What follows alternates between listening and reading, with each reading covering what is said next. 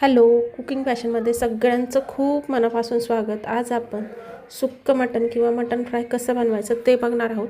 एक वेगळ्या पद्धतीनं तुम्हाला सांगितलेली आहे या ठिकाणी रेसिपी. तर अतिशय सहज आणि सोपी आहे. चला तर मग रेसिपीला सुरुवात करूयात. मटण 2 ते 3 पाण्याने स्वच्छ धुवून घेतलं होतं. आता त्यामध्ये आपल्याला आलं लसूणची पेस्ट आणि 2-3 हिरव्या मिरच्या बारीक केलेल्या आहेत ते टाकायचे आहे. पाव चमचा गरम मसाला,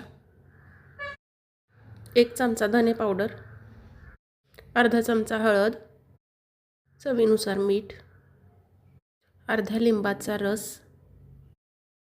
आणि थोडीशी कोथिंबीर यामध्ये टाकून घ्यायची आहे. आता हे व्यवस्थित मिक्स करून घ्यायचं आणि मॅरिनेट करण्यासाठी आपल्याला अर्धा ते पाऊण तास ठेवायचं आहे. झाकून ठेवायचं असंच अर्ध्या तासासाठी. साधारणपणे अर्धा ते पाऊण तास मटण जे आहे ते मॅरिनेट करायला ठेवलं होतं. आता कुकर गरम करायला ठेवला आहे. त्यामध्ये 2 चमचा तेल घालून घ्यायचे. तेल छान गरम झालं की यामध्ये मॅरिनेट केलेलं मटण जे आहे ते टाकून घ्यायचं आहे. मटण छान आपल्याला परतून घ्यायचं आहे 4 ते 5 मिनटं आणि त्यानंतर गरम पाणी टाकायचं आहे. साधारणपणे 1.5 ग्लास गरम पाणी यामध्ये टाकत आहे. वरचं झाकण लावून 3 ते 4 शिट्ट्या काढून घेऊ. 2 मोठे कांदे आणि अर्धा कप खोबरं या ठिकाणी कट करून कढईमध्ये लालसर होईपर्यंत छान असं भाजून घेतलेलं आहे.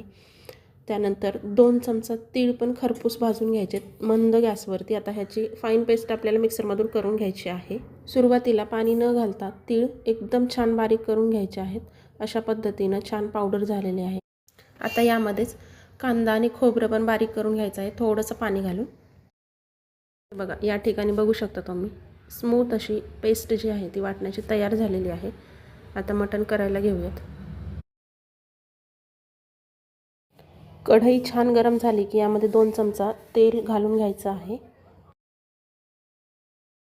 तेल छान तापलं की वाटून घेतलेलं वाटण यामध्ये टाकायचं आहे. हे वाटण छान असं परतून घ्यायचं आहे. याला तेल सुटेपर्यंत म्हणजे आपली भाजी अगदी छान होते. यामध्येच आपल्याला टाकायचं 1 चमचा लाल तिखट, अर्धा चमचा काश्मीरी मिरची पावडर, 1 चमचा कांदा लसूण मसाला, 1 चमचा धने पावडर, पाव चमचा मटण मसाला आणि पाव चमचा जो आहे तो आपल्याला गरम मसाला टाकायचा. थोडीशी कोथिंबीर टाकायची आणि हे आपल्याला मसाले जे आहेत ते करपू नयेत म्हणून थोडंसं पाणी ॲड करायचं. यामध्ये आपण मटण शिजवलेलं जे पाणी आहे तेच पाणी टाकायचं आहे थोडंसं आणि हे मसाले छान असे परतून घ्यायचे आहेत. यामध्ये मीठ टाकताना अगदी थोडंसं मीठ टाकायचं आहे कारण ऑलरेडी आपण मीठ मटण शिजताना टाकलं होतं त्यामुळे अंदाज घेऊनच मीठ टाकायचं आहे. आता छान परतून घ्यायचं याला व्यवस्थित तेल सुटेपर्यंत. हे बघा इथं बघू शकता तुम्ही साईडने याला तेल सुटायला लागले. आता मटण घालून घ्यायचं यामध्ये सगळं. मटण टाकल्यानंतर छान असं परतून घ्यायचं आहे. हे जर तुम्हाला वाटत असेल की मटण खूप कोरडं झाले तर त्यामध्ये थोडंसं गरम पाणी ॲड करू शकता. इथे बघू शकता तुम्ही जबरदस्त आपलं सुक्कं मटण तयार झालेलं आहे. रंग तर बघा किती सुंदर झाला आहे आणि चवीला तर काय सांगायचं मला लय म्हणजे लय भारी झाले. या पद्धतीनं जर मटण केलं तर अगदी कमी वेळामध्ये होतं आणि चवीला अतिशय सुंदर होतं.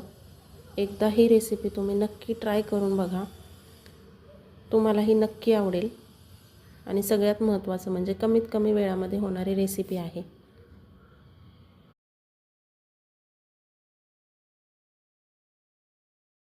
थोडीशी कोथिंबीर टाकायची वरून आणि छान असं गरमागरम मटण सर्व करायचं आहे.